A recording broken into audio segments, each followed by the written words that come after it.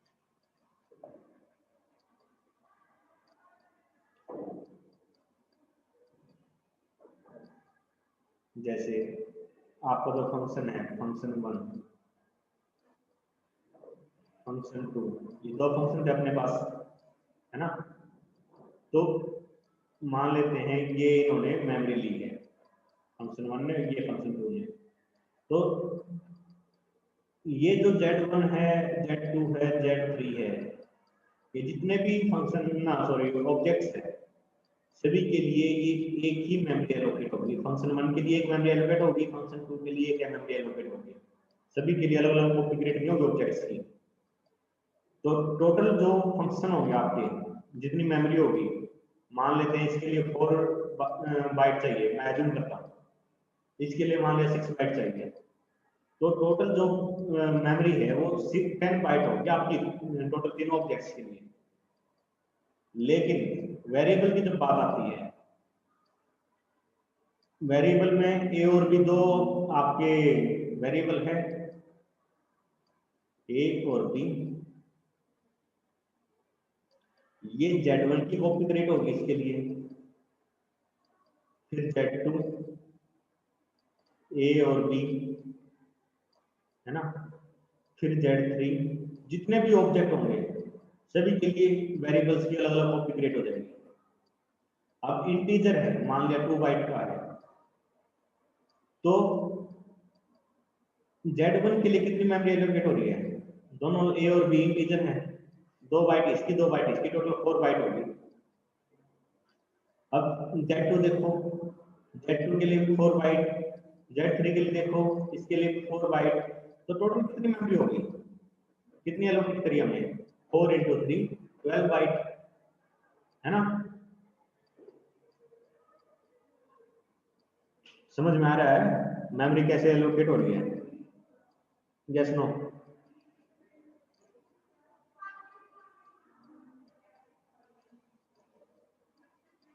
तो ऑब्जेक्ट्स के लिए मेमोरी कैसे एलोकेट हो रही है, क्लियर है सबको।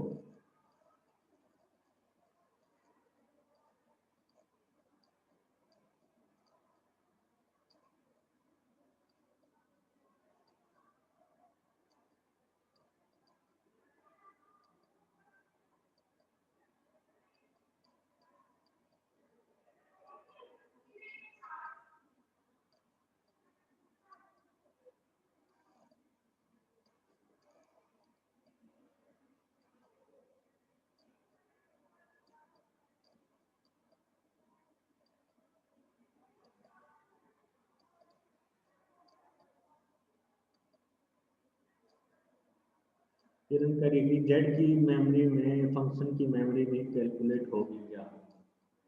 देखो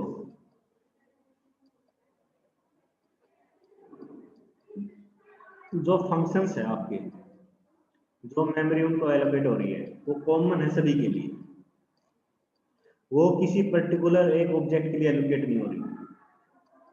जितने भी ऑब्जेक्ट होंगे वो सेम कॉपी को यूज करेंगे। अगर मैं ये कहूँ कि Z1 की जो मेमोरी है वो फंक्शन 1 प्लस फंक्शन 2 प्लस ए प्लस बी, ये 4 है, और Z2 की है फंक्शन 1 प्लस फंक्शन 2 प्लस ए प्लस बी, तो वो गलत होगा कहना, क्योंकि इनकी कॉपी सिर्फ एक बार क्रिएट हो रही है। अगर आपका एक ही ऑब्जेक्ट है, मान लिया मैंने मल्टीपल ऑब्जेक्ट क्रिएट करने के बजाय एक ही ऑब्जेक्ट क्रिएट किया, तो आप कह सकते हो कि भाई जो Z1 है उसकी जो मेमोरी है वो फंक्शंस प्लस वेरिएबल दोनों के इक्वल है ना। लेकिन अगर आपके पास मल्टीपल मतलब ऑब्जेक्ट्स है मल्टीपल, उस केस में अगर कह रहे हो कि भाई ऑब्जेक्ट्स की जो वैल्यू है मेमोरी है वो फंक्शन प्लस वेरिएबल है, तो वो गलत है। गलत क्यों है, क्योंकि अगर हर एक ऑब्जेक्ट्स के लिए मैं इसको बार बार ऐड करूंगा तो अपनी मेमोरी बढ़ जाएगी। तो उस केस में क्या होगा, Z1 है ये क्या हुआ 10 प्लस इसके लिए 4 14, Z2 क्या हुआ, Z2 के लिए भी फंक्शन प्लस वेरिएबल्स 4, ये भी 14 हो गया। लेकिन इतनी तो मेमोरी नहीं लग रही, 14 प्लस 14 तो 28 हो गया।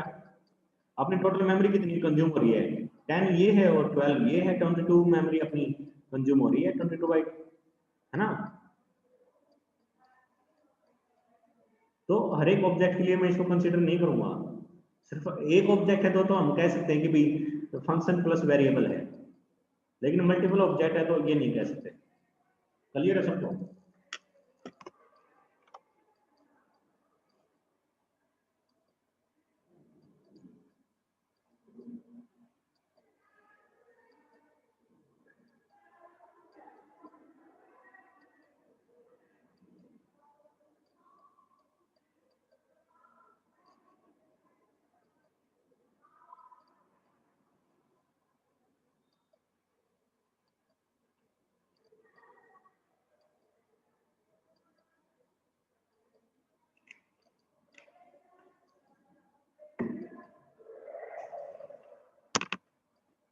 चलो बाकी कल देखेंगे नेक्स्ट लेक्चर में।